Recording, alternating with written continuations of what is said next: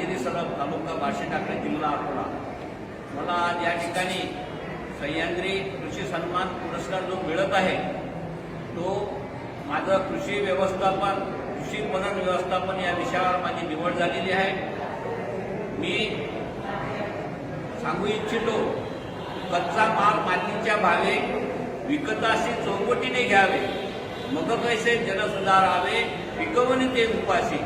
वंदनीय राष्ट्रसंत तुकडोजी महाराज यांनी ग्रामगीतेमध्ये लिहून ठेवल्याप्रमाणे जोपर्यंत सर्व शेतकरी बांधव आपल्या मालावर प्रक्रिया प्रोसेसिंग करत नाही तोपर्यंत त्यांना चांगला भाव मिळत नाही। त्याकरता मी माझ्या गावामध्ये शेतकऱ्यांचं एक शेतकरी मंडळ स्थापन केलं, कृषी विज्ञान शेतकरी मंडळ।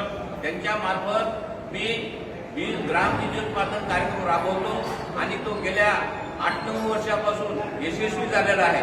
ग्राम बीज उत्पादन कार्यक्रम राबवित असताना मला कृषी विभाग, डॉक्टर पंजाबराव देशमुख कृषी विद्यापीठ, बीज प्रमाणीकरण यंत्रणा या सर्वांचं सहकार्य लागते। त्यांच्या मार्गदर्शनास खाली हा विषय चालू आहे।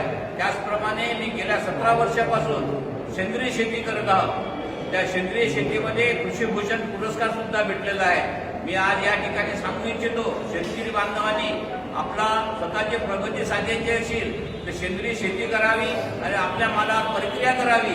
या ठिकाणी तोपर्यंत आपला आर्थिक विकास होणार नाही आणि आपल्याला शेती फायद्याची होणार नाही एवढे सांगतो आणि मी थांबतो।